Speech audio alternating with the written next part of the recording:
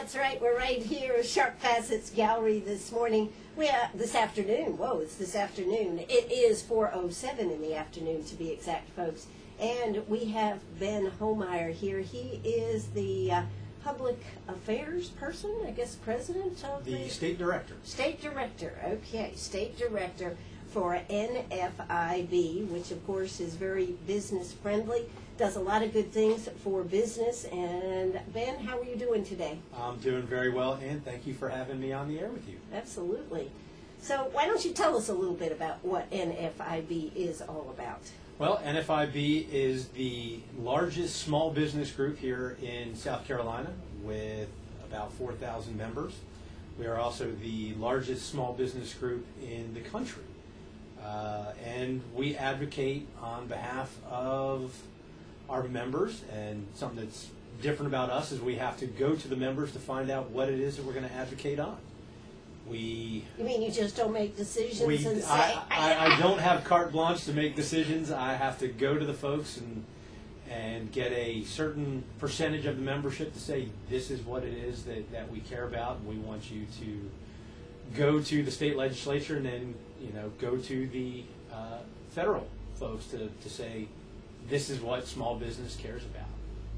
And so it's a unique thing, and it's a great thing because we actually want to hear what our members have to say. But we're out there trying to make sure that the tax system is best for our folks, and to make sure that South Carolina and the country has the most business friendly climate possible.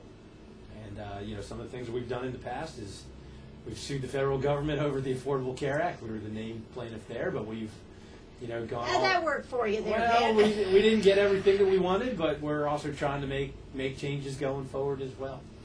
But we also, are looking at minimum wage that we talked a little bit about off air, and just trying to make sure that small business folks have a fair shake going forward, where 90% of all businesses are small business in the whole country. What qualifies as a small business? Well, if you talk to the federal government, it's having 500 employees or less. That's not really who our folks are. NFIB folks are traditionally mom and pop type folks. In South Carolina, that's having really 5 people or less. But I said 90% of our folks have 20 employees or less. But here in South Carolina, it truly is, mom and dad who are running the show and may have a couple of employees that are working there with them. But sure, our folks are the chief cook and bottle washer kind of people. Yep, they do the toilets and they do the glorious stuff too. We're doing HR. We're keeping up with all the regs that need to be done. We're keeping up with making sure every bill is paid and making sure that the inventory is correct and that the truck has gas in it that you need. If you're delivering something or. So, what is the status here in South Carolina? Are we seeing more businesses opening? What is NFIB see as the climate for South Carolina? I personally, if I wasn't already in business, I'm not sure I would open a business. Well, it's still tenuous. Getting money is still pretty difficult from banks.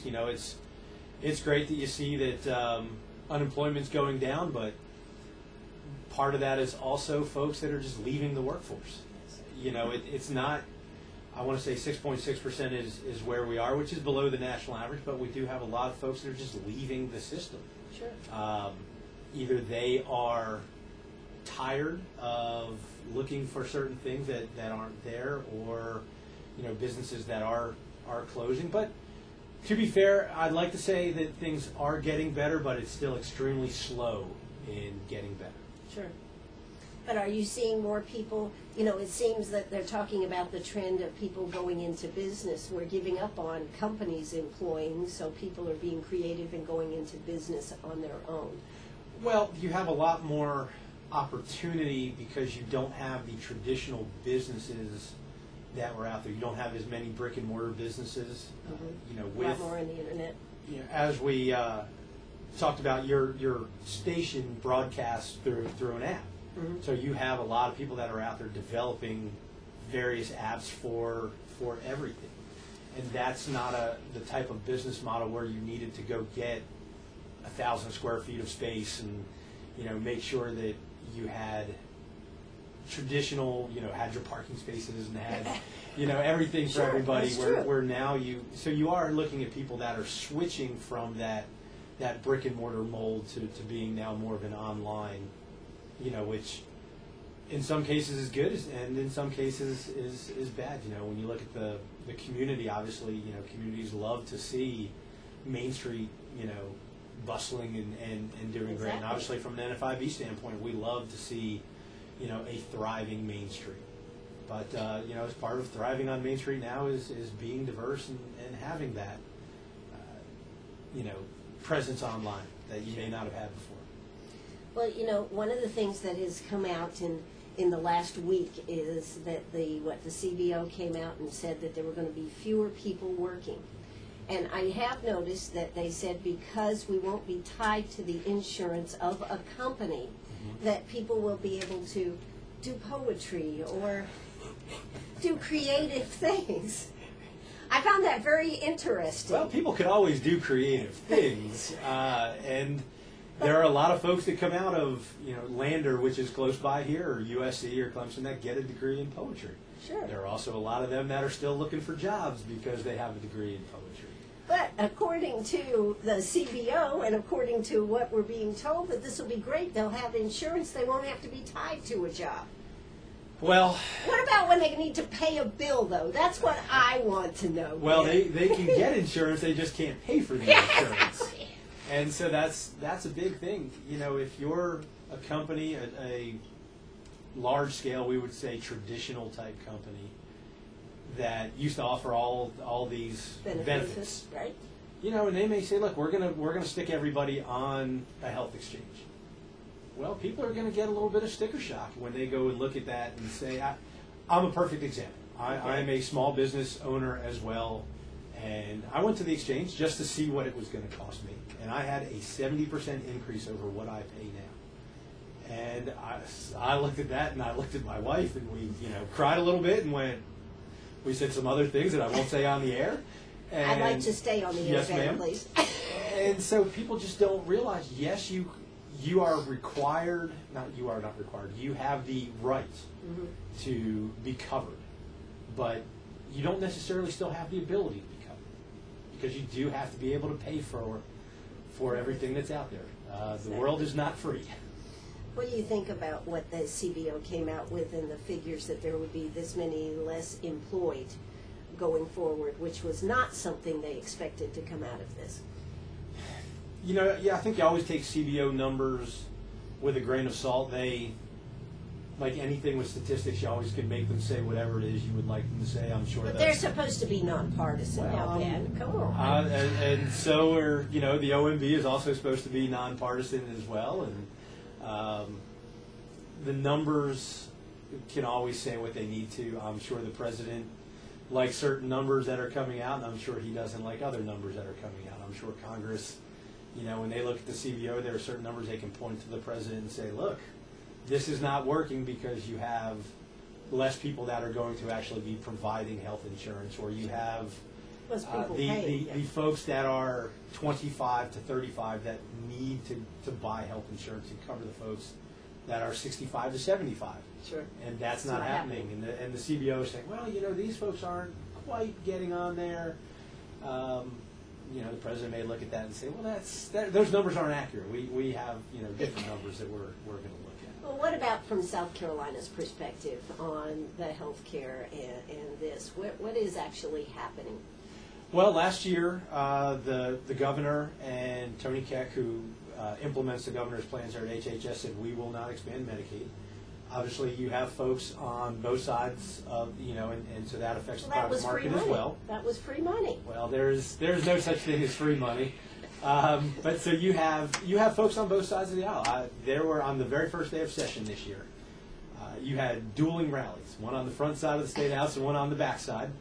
At least they weren't both on the same side. Thankfully, on the front side, they brought coffins and said that South Carolinians or the government, and the governor specifically, were killing 1,400 South Carolinians a day by not accepting Medicaid. And the folks on the backside of the State House, just said, thankfully we are not beholden to, putting more people on the government dole, and so, the people that actually pay taxes aren't going to be paying for all these other folks to be out there. You're still going to have folks this year that will try, I'm sure, to insert a budget proviso that says that for the next 3 years, and that's the number they always say as well, it is free money for the next 3 years. Well, there has never been a government subsidy that has gone away. There's no free lunch? The Department of Energy was created to, take us off of energy independence of other companies. And they now have, it's thousands of employees, and it actually costs more. This was something that was done during the Carter administration. Well, Sure. Government entitlements and programs don't always work. This is true. Hey, I'm here with Ben Homeyer. If you've got a question, we're going to be talking about the minimum wage. We're going to be talking about a lot of other different issues that affect NFIB members. And, of course, Ben is working with them, trying to make sure that the word gets out on how they feel about things. If you've got a question for him, give us a call, 229-7984. That's 229-7984. We'll be right back. Oh, that's right. We are right back here, Sharp Facets Gallery this afternoon, talking with Ben Homeyer. He is the state representative for NFIB. Thought it would be interesting to find out what members in NFIB are concerned about, since small business does make up so much part of what makes this country work. And, of course, that may have been a statement in the past, Ben. Does that still work today? I think it is true. I mean, small business is the economic engine of the country. You see the Boeings of the world and the Michelins of the world, and they make a huge splash, and they are needed and they are great, and we want, the reshoring, as they call it in manufacturing, getting those large-scale manufacturers back. But they can't do everything that they do without small business. The person that makes the, gear that goes into the landing piece that, goes Sure. into the plane down at Boeing, Sure. or, that develops, a part of the steel belt that goes into the Michelin tire and things like that. So it's... Well, we've seen a lot of that with BMW up here in Greenville, Sure. and all the small companies that have been offshoots. Hundreds of companies were spun off from BMW going there, and we see that, with Boeing in Charleston and other companies that locate all over South Carolina. But they have to realize, and people have to realize, that you need that small business to be there Support. for the large business to be able to survive and to thrive. Now, what do we think as far as South Carolina as a environment for businesses, business friendly, coming to South Carolina? What are some of the issues that would keep a business from coming to South Carolina? Well, if you're a small manufacturer where you're not going to get a fee in lieu, you're going to pay 10.5% on your taxes. Well, wait a minute. This fee in lieu thing, I'm getting a little tired of, because every time we get a fee in lieu of something, that means those small businesses with property and the people that own property, we end up paying more, Ben. Yes, ma'am. Doesn't anybody realize this? Well, they love to have a BMW come in and say for the next 30 years they're going to know what they're going to pay. Well, BMW wants to know exactly what they're going to pay. Right. And so for them, it's a great deal. And then they come in and negotiate the next 10 years, though, too, Ben. And so they're not going to be paying that 10.5% that the other folks are out there paying. Right. And which now pays for your schools, and because of Act 388 implemented years ago. And so from that standpoint, that could potentially keep some folks from coming here. If you're a LLC, S Corp, we did make some changes there, something that I helped push through, lowering from 5% down to 3%, the tax level that you're paying there. And so that's a very good thing. Mm-hmm. When you're looking at our neighbor states in North Carolina that just had a major tax overhaul to get rid of their income tax, Mm-hmm. or say it's 14 states now that have gotten rid of their income tax levels. Well, you do have other parts of the balloon that get pushed on, so it's hard to tell, but it could be our major issue, our number one issue this year is looking at is business license fees. And so when you're looking in a county that has business license taxes that are put on there, that's a huge thing. I would tell folks that are looking at Richland County to probably go to Lexington County, go to Kershaw County, where you don't pay these other taxes that are out there. But if you do business in You're some of still these going to counties. pay, absolutely. Every time, Charleston County is a huge thing. Obviously pretty far away from here, but, when you're a realtor, and every place you stick a sign, you are paying the broker in charge is paying it, but somebody is paying that particular fee to that local government. Are they using the money properly? Well, that's up to the local folks to discuss. But yeah, when you want to go do business, when you're selling your good in that particular county, you're paying those taxes there as well.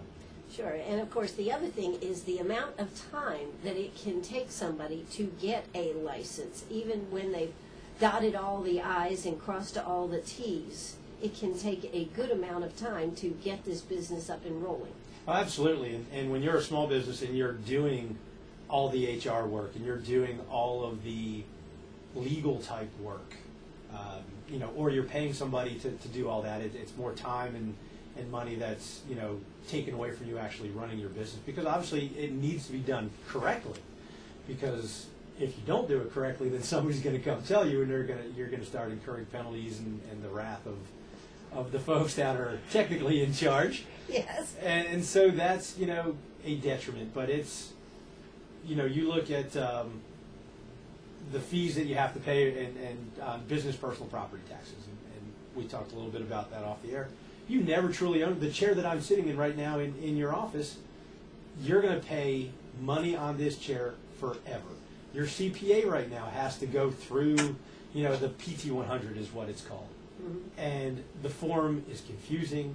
It's handwritten, which makes it even more confusing. I know a business in Richland County, in their entire business park, all of the forms were lost. And they came back, well, you didn't remit these taxes. They had signed documents as to when they even sent them as registered mail to know that they were sent. Once they got there, all of a sudden, they were disappeared. Things disappeared. So it could be better. It could also be worse. We are not California, thank goodness. We are not New York. Places like that are extremely difficult to do business in. Well, come on now. New York is inviting people to come up there and open your business and no taxes for 10 years well, now. New York is also inviting businesses to leave when they say that we don't want to deal with anyone who is different than we are, that are of a conservative nature. They flat out, Governor Cuomo said, we don't want folks that are like this. When you look at gun manufacturers that are fleeing Connecticut, fleeing Sure. New York, fleeing California. And we've been fortunate to get some here. Thankfully, the governor, Representative Alan Clemens, the folks down in the Conway, Myrtle Beach area that are saying, bring us, and most of them are small businesses. They're 100 employees. A couple are a little larger, a couple are a little smaller Sure. than that. And those are, your small business folks that all of a sudden are manufacturing, are advanced manufacturing, are, putting folks on, sales tax and income tax and buying homes and, are becoming a major part of the community at 50 employees, at 100 employees. And we love having them come there. Absolutely. Hey, I tell you what, we're with Ben Homeyer. He is with NFIB. We are going to be right back after South Carolina Radio News, so don't you go away. Stay right with us. Got a question? Give us a call, 229-7984. That's 229-7984. Are you a pirate or a pack rat? Do you have a vacation of a lifetime sitting in the attic? Or a college tuition hung on a wall? Or is a fabulous retirement hidden in your jewelry box? Bring those items to Sharp Facets Gallery. We can establish value and buy from you or sell for you. And so ends another chapter at Sharp Facets Gallery, 72 Bypass, and on the web, sharpfacets.com. Oh, that's right. We are right back here, Sharp Facets Gallery. How you doing this afternoon? I am here with Ben Homeyer. He is the state representative, the one in charge, making sure that members get the answers that they are trying to get. And he also, I think it's very interesting, the National Federation of Independent Business works for its members. What does that mean? You just don't make up your mind what issues you want to go with, right? No, that is something I think that separates us from a lot of different groups out there is we talk to our members to find out what it is that they care about and where they come down on things. And we send out a ballot every year before the General Assembly gets going, and they do this in every state.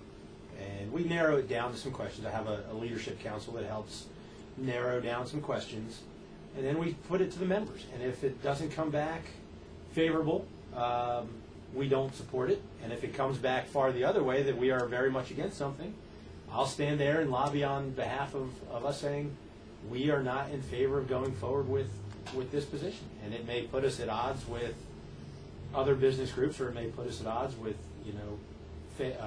folks that have been supported, or we may be out there being the biggest cheerleader for those same groups, saying this is important to small business in South Carolina, and we want to be heard, and our members have spoken and said this is where we need to go.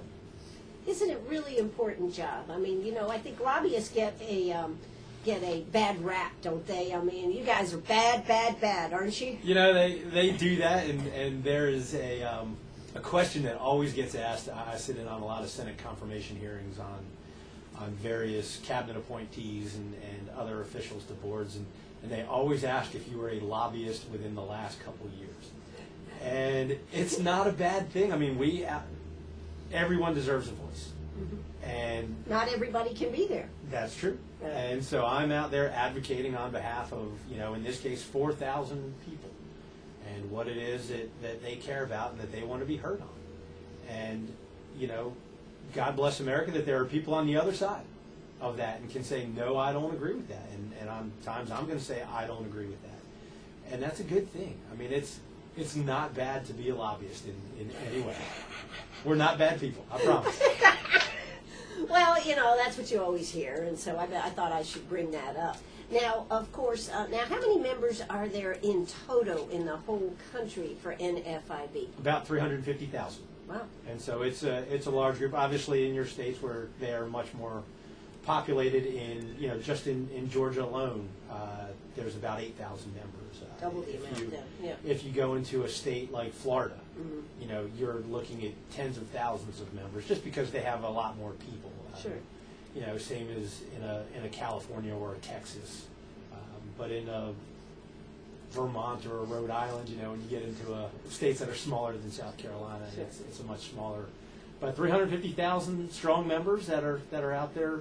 Now, are there a lot of differences between what members in California are looking for versus what members in South Carolina are looking for? Really, no. I mean, ultimately, small business owners across the country want the government to protect them, want to drive on safe roads, and want you to stay out of their life for how they actually run their business. You mean they want the federal government to go by the Constitution? Well, that would be a good thing. That would be a good start. Yes, ma'am. And we don't want folks intruding into how we want to operate. I mean, yes, it needs to be safe working conditions. It needs to be, a fair and equitable place to be. But we don't want to have to make sure you have, well, we definitely don't want that, but we don't want to be told that you need to have 10 forks in your drawer at your restaurant. You understand how many you need to have, and it shouldn't be regulated and legislated certain things. It should be up to the individual business to decide how it is that they want to run their business. What do you think in South Carolina? You were telling me a story about how South Carolina just bought a building, and there were 3 businesses. In Richland County, in Columbia specifically, there were 3 private developers that wanted to buy a particular building, and the city ended up buying the building, and this was for millions of dollars. And in my opinion, and in the opinion of my membership, they shouldn't be doing that. that is not Did government's they- role to did- develop. Did they say they could do it better than the individual? They did. I went to the meetings. I sat in on the council meetings, and you know, in Richland County, that is just the way things are. It's, you know, they spend $7 million of the tax citizens, you know, the citizens' tax money there in Richland County to buy something that will sit there for years probably before they actually decide to do it, or they will, you know, come back and try and end up selling it to a developer for half of what they paid for because they can't get it done, and you know. So why does government feel they can do these things better? I mean, Ben, you're talking to these people all the time. Why do they think they can do it better? Well, it's not all government that thinks that. If you go to, you know, looking at just trying to compare apples to apples in a large scale area, Greenville does not do that. The makeup of the leadership in Greenville is very different from that in Columbia, and so. Well, they're close to the state government. Does that make a difference? No, it's. You know, I'm trying to get an answer yes, here, Ben. you have certain folks in state government that want to do certain things, and certain folks that do not. I mean, we are blessed in that, from my membership point of view, the folks that run state government in South Carolina are more in tune as to what they would like. You know, under the leadership of Bobby Harrell and John Corson, now formerly Glenn McConnell, and Governor Nikki Haley, they have wanted government to stay out of the business of trying to run a business. You know, we now have, you know, the Small Business Regulatory Review Task Force that looks at all these crazy regs that are out there. And we have, if folks don't realize that there are tens of thousands of regs that truly run the lives of South Carolina and how things, and federally. There are thousands of regs released every day from the federal government. And so folks are now looking at these saying, this is bad for business, this is bad for the citizenry. And so they're taking the time to comb through these. I mean, there are committees out there now that are looking at these going, this is insane that we are trying to do this. So you think that South Carolina is in better stead? I think we're in better shape going forward, and I think we're trying to get into an even stronger position going forward. I mean, we have business leaders that are running our state now, which I think puts us in a better position to attract big companies and small companies, and to put South Carolina in a stronger position to be a force in the business community. We are a small state, but I think we can still carry a big stick. Absolutely, but we're also ending up with a lot more retirees moving here to South Carolina. Well, retirees aren't a bad thing. They No, I don't think they're a bad thing. I'm they just saying add, that we are adding you know, a lot of those. From experience, my parents retired to South Carolina from Washington, D.C. You know, they wanted a better climate, but they also brought with them money that goes into the tax base. They, you know, bought a nice size house, which, you know, goes into paying tax. They live in Beaufort County, and, you know, to Beaufort County, and they eat at the restaurants, and they. Sure.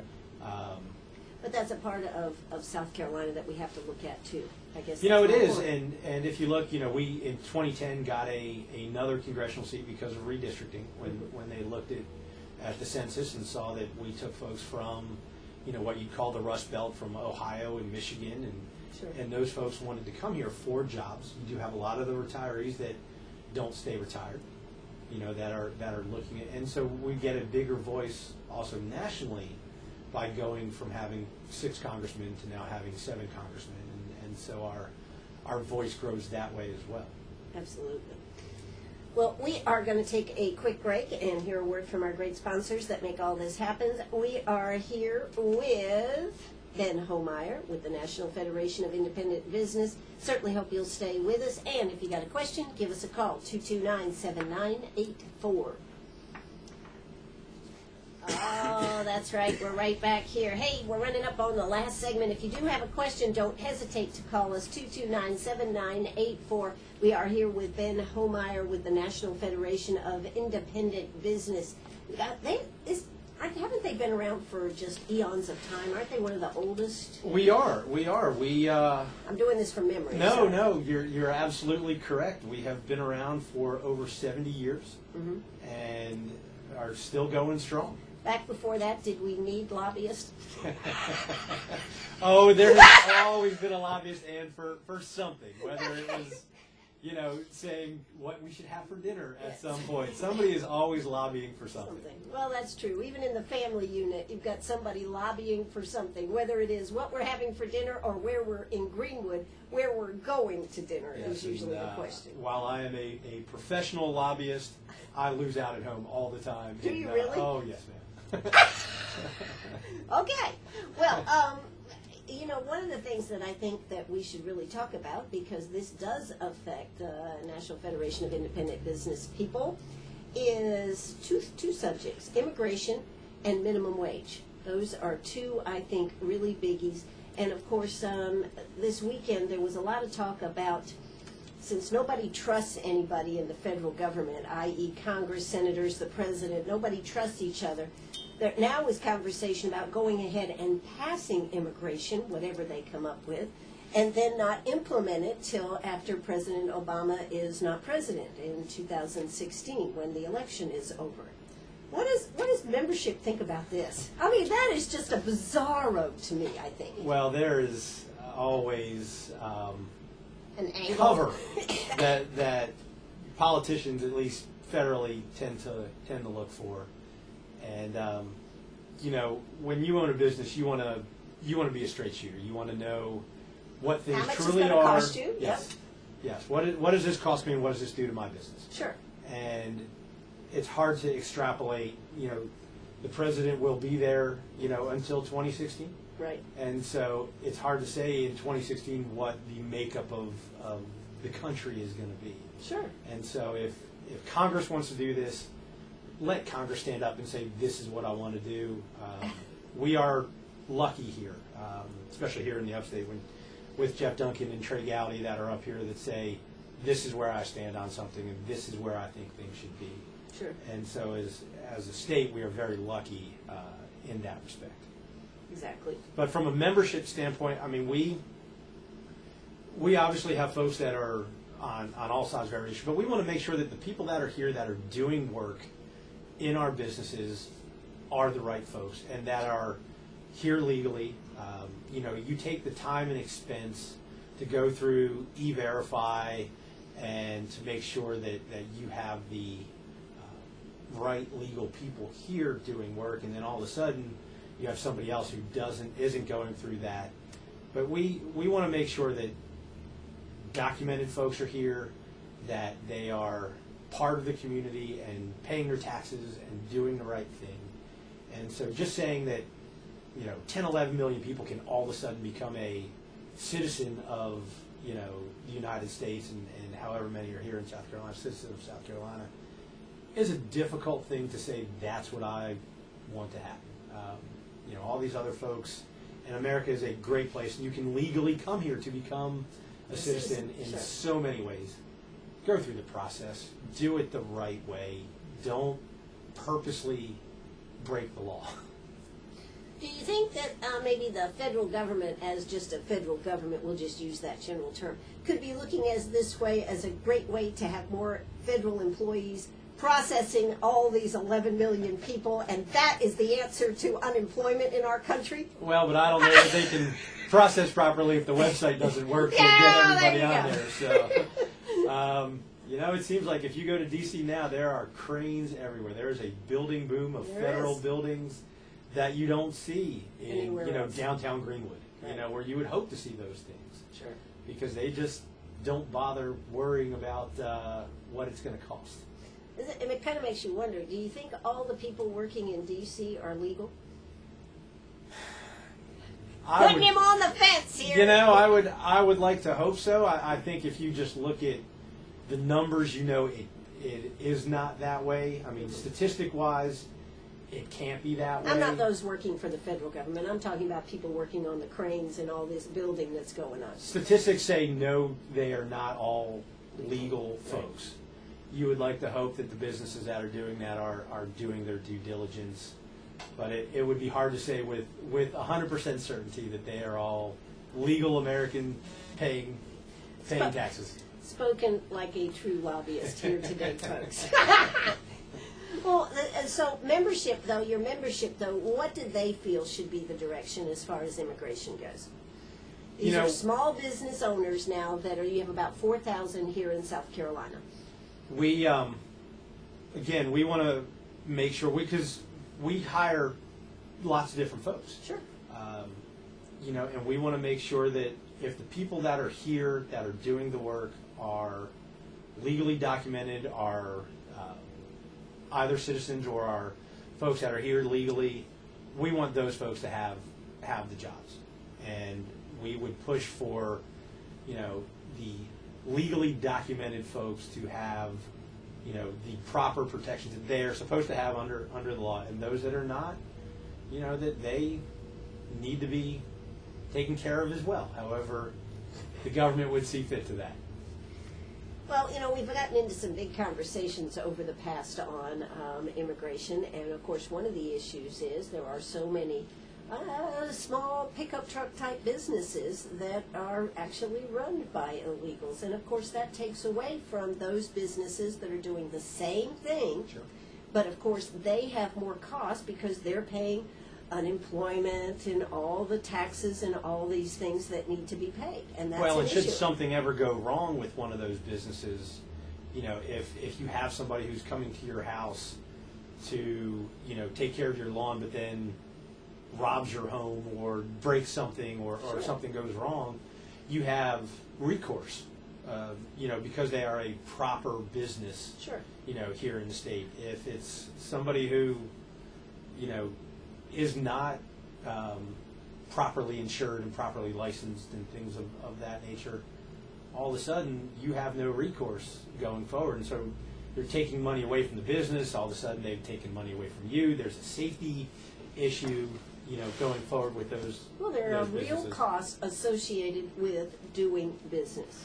And I guess the biggest thing we could say is that a lot of these businesses that are illegal, shall we say, they don't pay the same costs. No, they don't, and that So, of affects course- everybody else going forward when you're looking at UI and workers' comp and all the things that legitimate businesses pay. Have to pay. Yeah. They're not contributing to that at all. Exactly. Now, we only have about 4 minutes left, so let's go ahead. Ding! Minimum wage, $10.10 for all federal contractors. That's what the president wants. And, of course, that leads us into the discussion, what about all the rest of our people out here?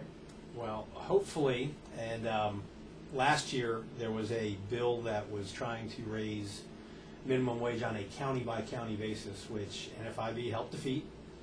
And we are, as a business group, not in favor of a mandatory raise of the minimum wage.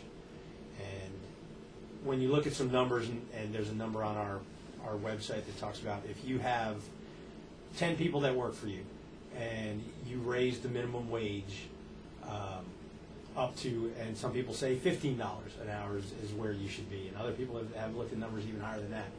But on a yearly basis, if you raise it up from where it is now to just $10 an hour, for every dollar you raise it will cost the business $20,000. And so if you're raising it, say, $3 an hour, and all of a sudden you're going to have businesses that are going to have more people that aren't going to be working, that are going to be seeking the current minimum wage. Sure. Because they're no longer employed, because the business just can't afford to do so.